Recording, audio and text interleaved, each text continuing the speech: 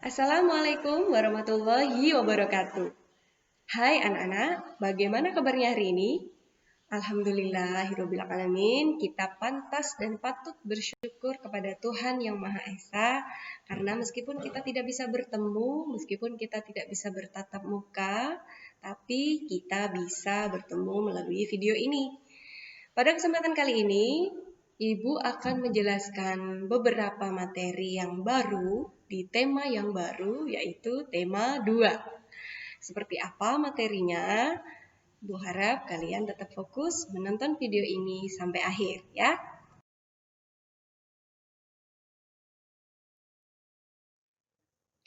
Jika kemarin kita sudah belajar di tema 1 yaitu hidup rukun, sekarang kalian menemui tema baru yaitu tema 2 bermain di lingkunganku, sub tema 1 bermain di lingkungan rumah.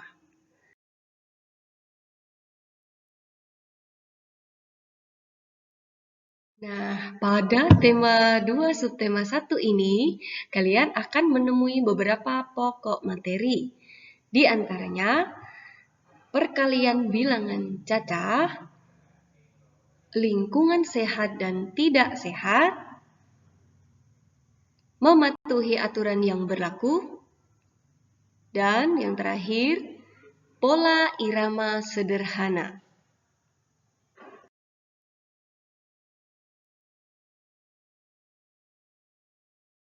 Nah, anak-anak, pada buku tema kita sudah mengenal beberapa tokoh. Di antaranya ada Lani, Siti, Dayu, dan Beni, serta yang lainnya. Pada kesempatan kali ini, Ibu akan mengajak kalian untuk bermain bersama salah satu tokoh, yaitu Beni. Kira-kira Beni mau mengajak kalian main apa ya?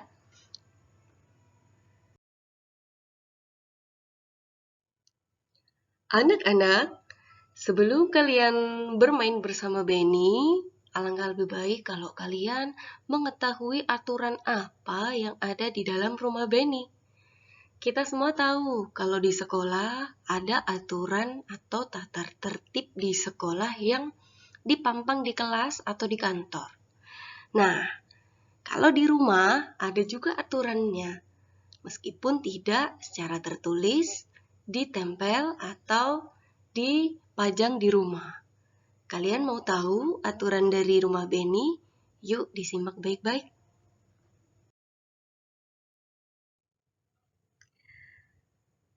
Nah, di layar sudah ada tulisan aturan di rumahku. Itu artinya aturan yang ada di rumah Beni. Mari kita baca sama-sama.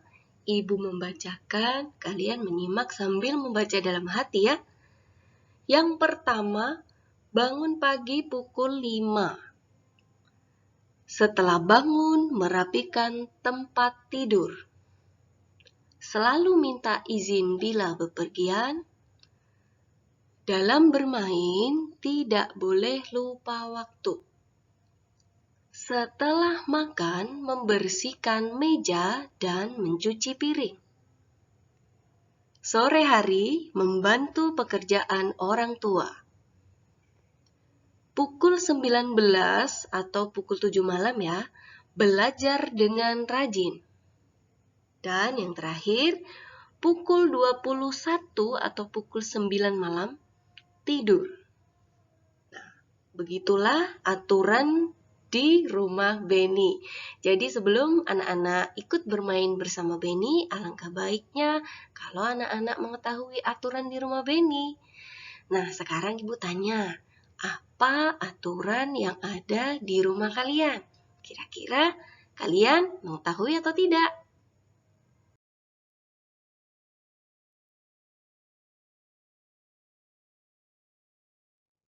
Anak-anak, tentu kalian penasaran. Kira-kira Beni mengajak kalian untuk bermain apa ya?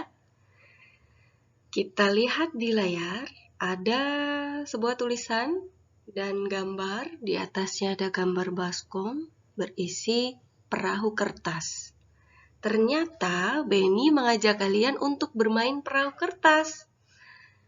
Nah, sekarang kita baca tulisannya sama-sama yuk. Seperti biasa, Ibu membacakan, kalian menyimak sambil membaca dalam hati ya. Benny sangat senang bermain perahu kertas. Permainan ini sangatlah sederhana. Satu lembar kertas bisa menghasilkan sebuah perahu. Perahu yang telah selesai dibuat diapungkan di dalam baskom berisi air. Selain itu, juga bisa diapungkan pada genangan air di saat hujan turun. Perahu dapat berlayar dengan bantuan angin. Benny sangat menyukai permainan ini.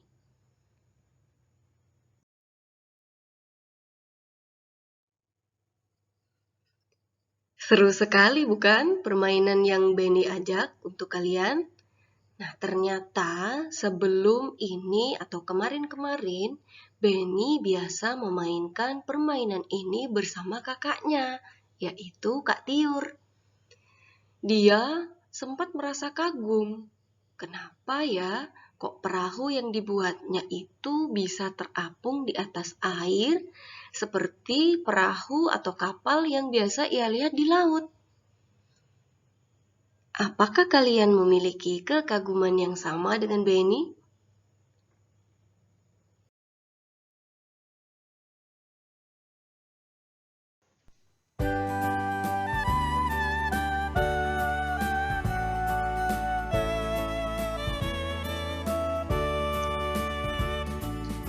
Lajulah perahuku, laju, meluncuri air biru.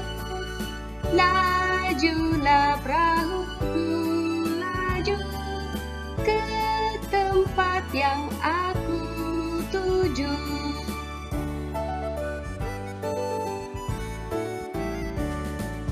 Jangan hiraukan angin datang, biarkan bertiup kencang. Lajulah perahuku, laju, ke tempat yang aku tuju.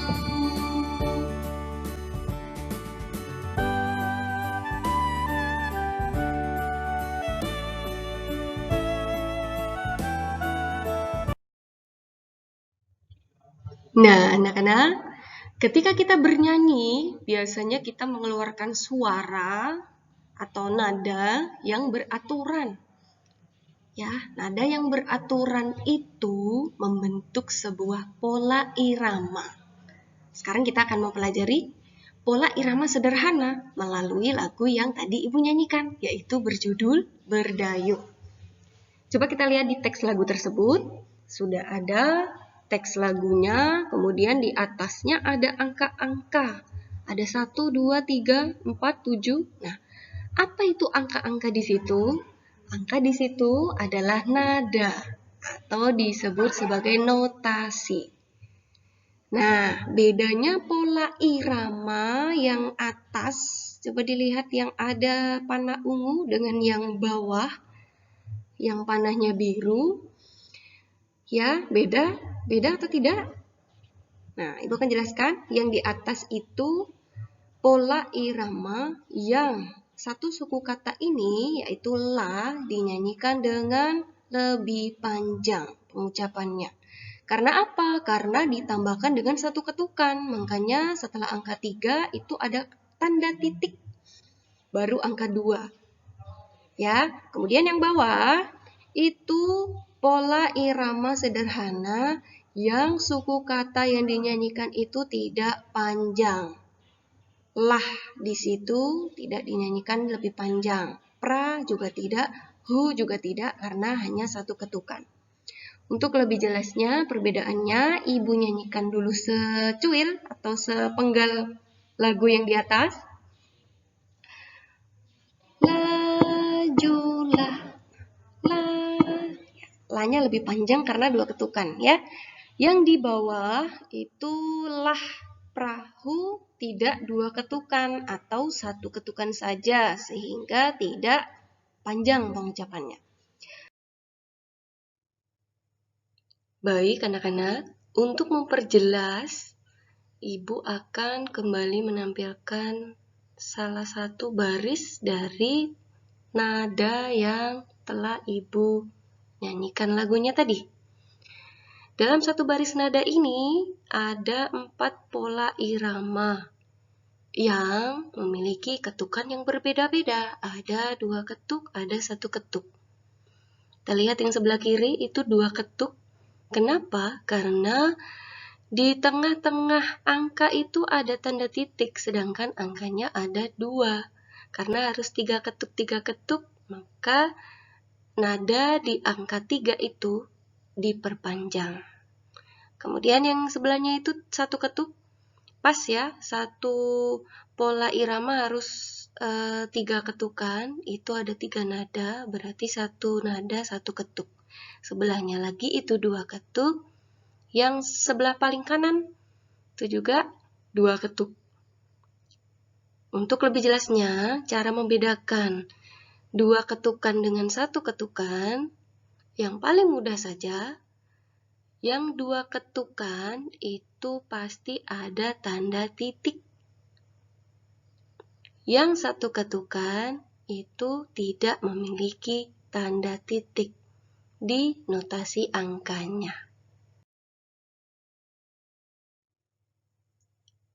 Sekarang yuk kita ke materi selanjutnya. Tadi Benny sudah mengajak kita untuk menyanyi, untuk mengetahui aturan di rumah. Sekarang Benny mengajak kita untuk berlatih atau bermain sambil menghitung. Coba anak-anak perhatikan. Di layar ada gambar perahu. Ini perahu yang biasa Benny mainkan ya. Ada 3 warna. Di situ ada warna biru, itu perahunya Benny. Warna hijau, itu perahunya Tiur. Dan warna ungu, itu perahunya ayah Benny. Nah, di bawahnya itu ada angka 2 ditambah 2 ditambah 2 sama dengan 6. Tapi anak-anak, sekarang kita tidak ingin belajar tentang penjumlahan atau tambah-tambahan, melainkan perkalian. Kenapa kok di situ tambah-tambahan? Karena penjumlahan itu erat kaitannya dengan perkalian. Kalau digambar seperti yang di layar itu, ada perahu, 2 perahu, 2 perahu, 2 perahu, maka kalimat perkaliannya adalah 3 dikali 2 sama dengan 6. Hasilnya sama ya, ketika ditambahkan, maka 2 ditambah 2 ditambah 2 sama dengan 6. Kita lihat penjelasan di bawahnya. 3 itu adalah jumlah kotaknya. Oh, di situ ada 3 kotak, nak. Kotak sebelah kiri perahunya berwarna biru, kotak sebelah tengah perahunya berwarna hijau, kotak sebelah kanan perahu berwarna ungu. Berarti ada 3 kotak ya. Kemudian dikali dengan 2. 2 di situ isi masing-masing dari kotak. Oh, masing-masing kotak isinya sama, yaitu 2 perahu semua. Kemudian hasilnya 6 itu jumlah setelah digabungkan. Ternyata semua perahu punya Benny, Tiur, dan Ayah ketika digabungkan hasilnya adalah 6. Maka kalimatnya ibu ulangi lagi, 3 dikali 2 sama dengan 6. Penjabarannya atau cara lainnya bisa dihitung dengan penjumlahan dengan kalimat 2 ditambah 2 ditambah 2 sama dengan 6.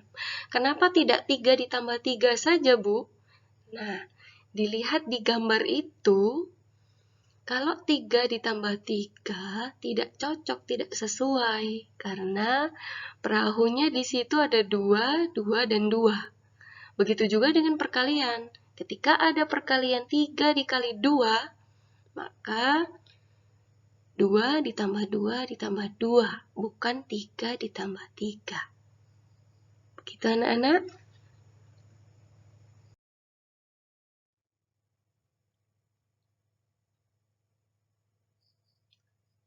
Sekarang Ibu meminta kalian untuk memperhatikan dan menemukan jawaban dari soal berikut ini. Nah, di situ ada dua kotak berisi gambar perahu yang sebelah kiri berwarna biru, sebelah kanan berwarna merah. Masing-masing kotak terdiri dari jumlah perahu yang sama, yaitu 3. Jadi, ya diberi angka 3 ditambah 3, hasilnya berapa anak-anak? Pasti murid ibu sudah bisa menjawab dengan benar ya. 3 ditambah 3 sama dengan 6. Tapi karena ini hitung perkalian, maka kalimat perkaliannya adalah 2 dikali 3. Kenapa? Karena kotaknya di situ ada 2. Masing-masing kotak berisi 3 benda atau 3 perahu. Sehingga 2 dikali 3 sama dengan 6. 2 merupakan pengali, sedangkan 3 adalah yang dikalikan atau bendanya. Hasilnya 6.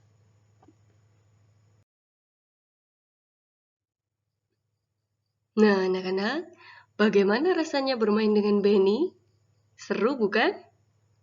Sekarang, ibu ingin bertanya, setelah kalian bermain, biasanya kalian apakan mainan-mainan kalian itu? Apakah kalian biarkan saja atau kalian simpan atau dirapikan?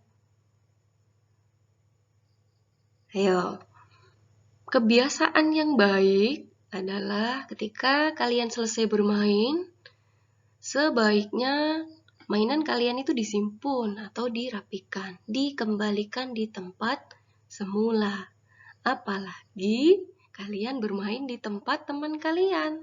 Maka setelah bermain, misalnya tadi di rumah Benny bermain perahu, ada baskom, ada air, ada kertas, maka kalian harus merapikan kembali.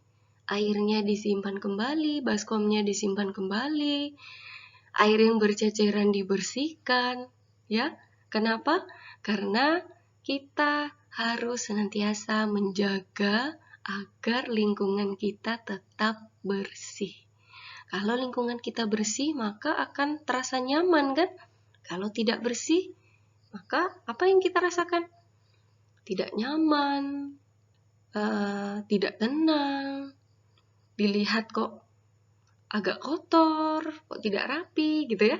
Nah, sekarang kita lihat di situ ada 2 gambar. Di sebelah kanan atas ada gambar seorang anak yang sedang merapikan mainannya setelah bermain.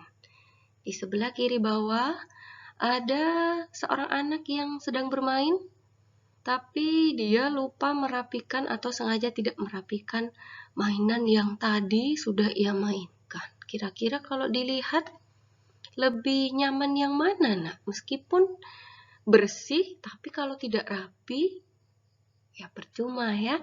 Jadi menjaga kebersihan itu juga harus diselingi dengan kerapian. Ya anak-anak?